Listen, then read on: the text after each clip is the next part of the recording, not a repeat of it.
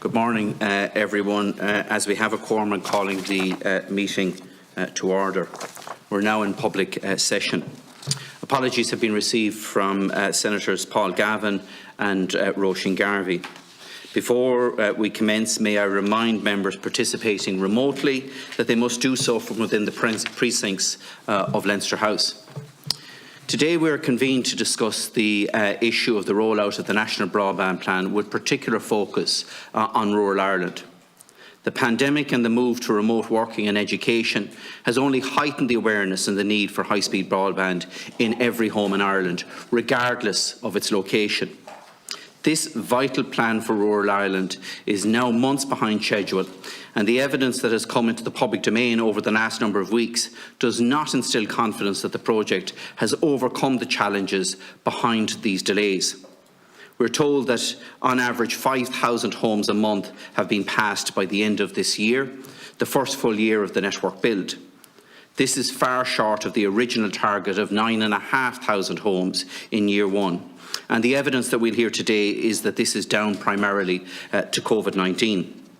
However, the projections in the government estimate for 2022 show that just 5,800 homes will be connected in an average month, down from the original target of 7,500 homes. I find it hard to believe that after the country has come out of a COVID pandemic, which has been blamed for this year's delays, that we can just reach an additional 800 homes every month next year. This just does not add up.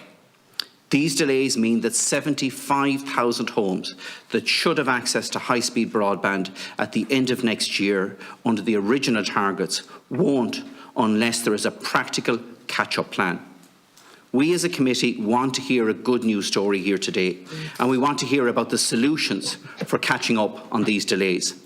It's imperative that the pandemic is not used as an excuse for delays in the rollout that just wallpaper over fundamental problems that need to be addressed, because this infrastructure is needed now more than ever.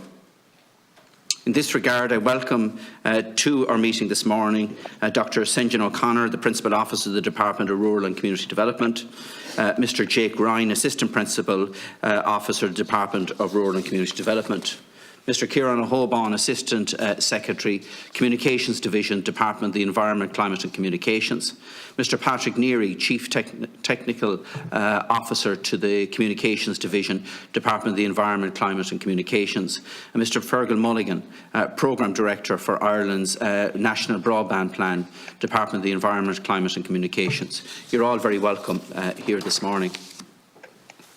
Before we commence, and in terms of privilege, witnesses are reminded of the long-standing parliamentary practice that you should not criticise or make charges against any person or entity by name or in such a way to make him, her or it identifiable, or otherwise engage in speech that might be regarded as damaging to the good name of the person or entity. Therefore, if your statements are potentially defamatory in relation to an identifiable person or entity, you will be directed to discontinue your remarks. It's imperative that you comply with any such direction. Members are reminded of the long-standing parliamentary practice to the effect that they should not comment on, criticise or make charges against a person outside the Houses or an official either by name or in such a way to make him or her identifiable. I now call on Mr. Kieran O'Hoban, Assistant Secretary of the Department of the Environment, Climate and Communications, to make an opening statement.